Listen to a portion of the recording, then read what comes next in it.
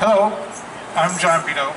I want to take a few minutes to give some ideas about how you might think about fascism.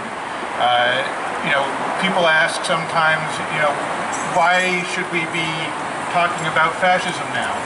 And what I'd like to do now is relate some briefly what I learned from Umberto Eco. He wrote a piece that included 14 points of fascism back in 1994.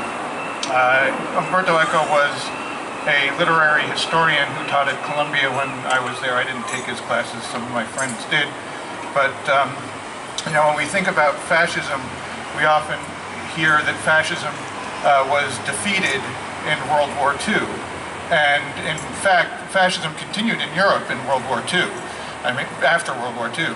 It started, at the turn of the 20th century, came to power first with the fascist party in Italy, but, we think of Germany as being, the other fascist regime in Europe, but Spain and Portugal also became fascist at the same time period, and in fact, their authoritarian governments remained in power until the 1970s. And of course, in other places, fascism continued after that. Umberto Eco characterized fascism with 14 points, starting with a cult of tradition. And we can see that when we hear "Make America Great Again," as if America was greater than it is now at some point in the past. So, the cult of tradition is something that we're seeing today. A rejection of modernism is the second point. So, when we hear that, we shouldn't be investing in renewable energy, that's sort of, a symptom that we can identify. There's a bias toward action, or action for action's sake is the third point.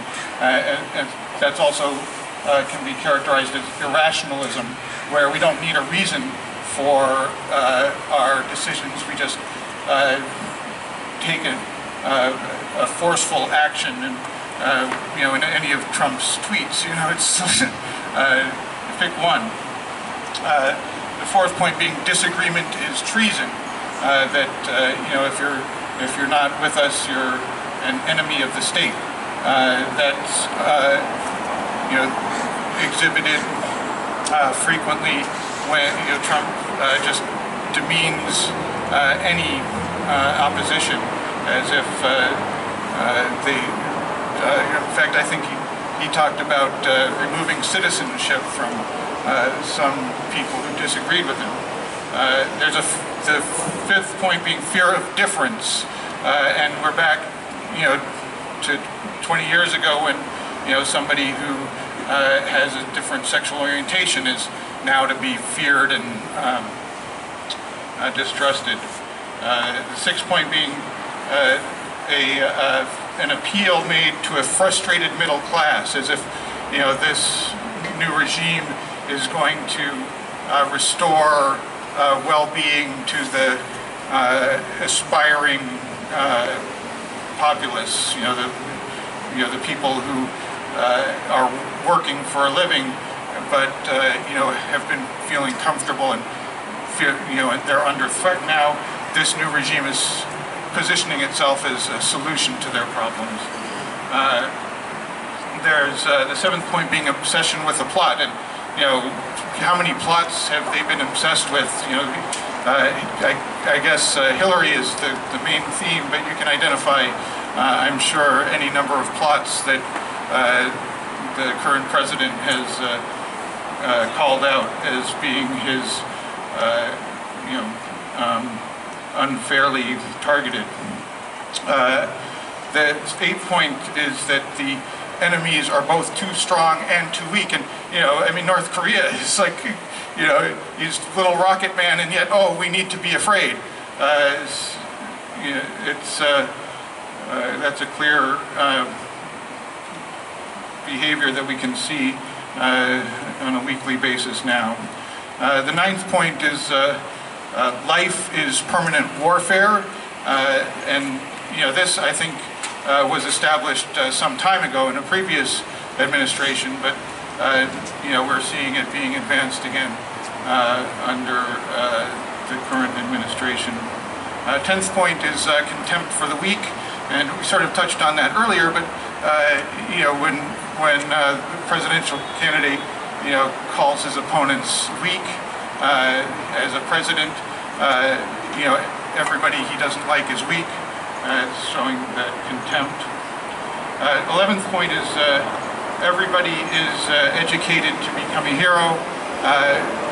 I don't think Trump really leaves much room for heroes in his inner circle, but this is something that we can watch for in the future. And the 12th point is much more salient today. That's the machismo and sexual objectification. And I don't know what to say, but it's clearly observable. 13th point is the selective populism, where the regime identifies a subgroup of the population as the voice of the people, and we hear that